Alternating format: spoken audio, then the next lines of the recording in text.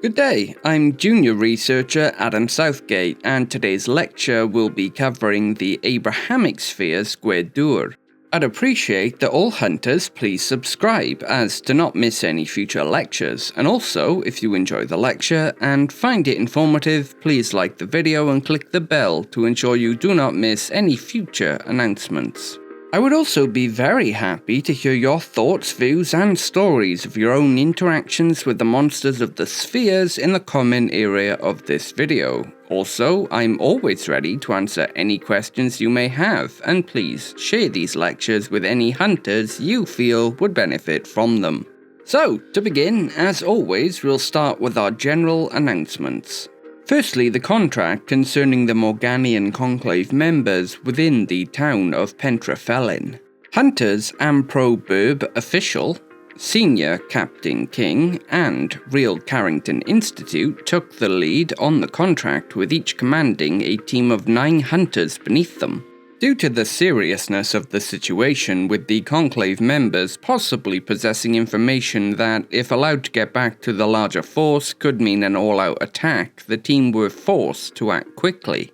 The civilian population of the town obviously complicated matters considerably. However, Real Carrington Institute put forward the idea of verifying actual residents of the town through the NHS database. At the same time, Abrahamic Official hurriedly put together a fake emergency chemical contamination check. Using the NHS database, the team filtered out the civilians they were sure were not Conclave members while testing those they were unsure about. Using a small bar of cold iron, they explained to the villagers that those not contaminated would have no reaction when the metal was rubbed against their skin, while those contaminated would. The plan worked well until the Conclave members put together what was happening. However, by then much of the civilians had been escorted out of town after being declared clear. The battle that broke out was brief but brutal, with 13 of the hunters losing their lives, along with 5 civilians who had yet to be evacuated. However, the Conclave members were dispatched, with Hunter Senior Captain King taking down a Fey hybrid with a well-placed shot with a cold iron round.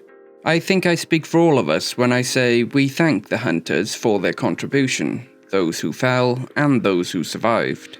Secondly, and thankfully somewhat more normally, at least in our bizarre world, a number of those that dwell below have been spotted scouting out the town of Tredegar, most likely aiming to increase their numbers. While they have not yet attacked, it is only a matter of time. We require a team of at least 10 hunters of journeyman rank to intercept the raiding party and then follow them below ground so that they will flee from their current home. This is obviously rather a dangerous contract that will require an MMB to protect you from exposure to the buried titans that they like to construct their homes beneath. Also, I must remind you to please bring a working torch and batteries with you. You do not want to be lost beneath the earth completely in the dark. If you are interested in this contract, please contact your local order office. Before we can discuss the Gwaredwr, we must first have a short look at the Abrahamic sphere. The entities of the Abrahamic sphere are most comparable with those of the Eldritch sphere, in that typically they do not tend to have any designs or desires upon the works of man. From what we have perceived of them, we do not believe they are even able to perceive us in a similar way to how we are incapable of observing microscopic life without aid. This is thought to be due to the fact that these entities are not only physically large, but they actually extend into other layers of reality simultaneously. What we see is merely one aspect of the greater being, as if viewing a tree from underground. You may be fooled into believing that the roots are all there is of the plant. Another similarity between the two spheres is their passive effect that they have upon our sphere. Both inflict changes upon their surroundings, especially where life is concerned.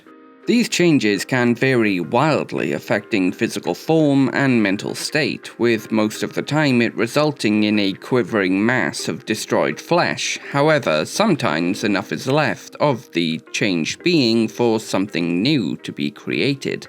Again, we do not believe that this change is planned and instead is an unhappy accident, but sometimes these new beings, now changed beyond all recognition of their former lives, physically, mentally, or both, attempt to construct for themselves a reason for their new existence.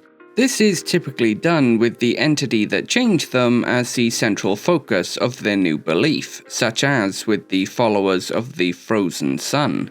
Today's entities are a similar case, however they were changed by the Abrahamic sphere instead of the Eldritch sphere. Along with this, enough of their memory seems to remain intact so that they retain some small element of their humanity. The Gwaredwr, while heavily tied to the Abrahamic sphere, are not truly of it. Instead, they are individuals of our sphere who have been changed irrevocably into a new type of entity. Resembling 11th century knights, though with their faces distorted far beyond any link to humanity, these beings roam the countryside looking for individuals they insist they are saving. They are capable of speech from the moment they are created, though speech may be the wrong word, as they seem to convey their meaning directly into the other party's mind. This action is not like hearing a voice in your head, rather, you simply know exactly what the entity wishes for you to know.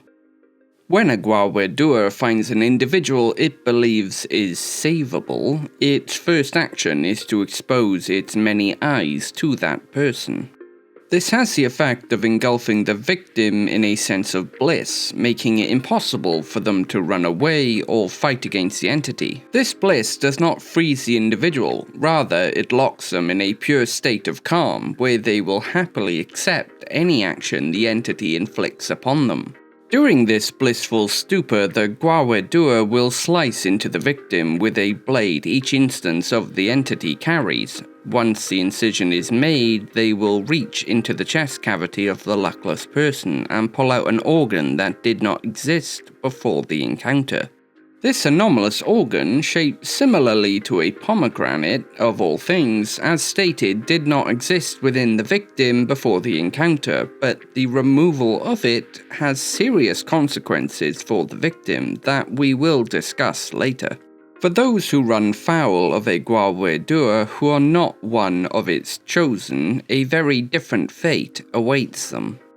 The entities do not reproduce via normal means, and instead will transform any that approach them that are not fit to be saved. The eyes of the beings, as mentioned, will lock those who are fit to be saved in a state of bliss. For those that are deemed unworthy, they will be warped into another Gwaredwr. Now, you may rightfully be asking, what about the armor and sword? Where do they come from? Well, as it turns out, they are literally part of the entity's body. Each seemingly separate layer of clothing is actually connected to those below through hundreds of fleshy tubes containing veins and arteries. The sword, though it looks as if it is being held within the hand, is actually an extension of the hand, though what the biological material that it is made from that allows blood flow through the blade while being as rigid and as strong as steel escapes us. The entity does not appear to eat, sleep, nor tire. It simply exists, sustained via some external means most likely connected with the Abrahamic sphere. From accounts of hunters who, while protected with an MMB, were able to survive their encounters with the beings, we were able to learn a few details about their motives. The entities are heavily focused on the idea of saving people from what they refer to as the original mistake. They seem either unable or unwilling to explain what this original mistake was. However, we know that only some people appear to qualify for their treatment in their eyes. When directly asked why, they all give the same answer, that most are already too burdened, that the mistake has become too much a part of them. When asked why they were not saved and instead turned into what they are, they explained that while they could not be saved, they could serve, and while they will never reach the bastion, they can usher others to it, whatever that means. Again, unlike true Abrahamic entities, the Gwaredwr do still, in some fashion, possess minds similar to humans, though warped and very single-tracked. We have attempted to gain further insight into the original mistake, the strange organ that is removed by them, and the bastion. However, they appear either unable to explain, or they themselves do not know. Those victims of the Gwaredwr who they consider saved are left in a rather compromised state. They are utterly incapable of speech, only making certain sounds as an in-the-moment reaction to certain external stimuli. Robbed of intellect, they are left only being able to react in the moment with no ability to think of the future or look back upon the past. We have conducted a great deal of testing upon these individuals in the past to attempt to understand the extent of damage that has been done to them. In one such experiment, food was left within an empty room. If the subject attempted to touch the food, a mild electric shock would be administered.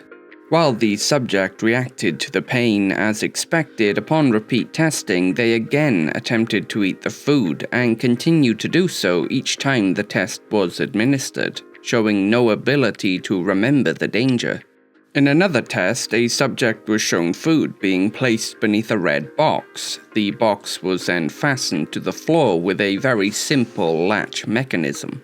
The subject attempted to lift the box, but was unable to make the connection between the latch and its inability to reach the food.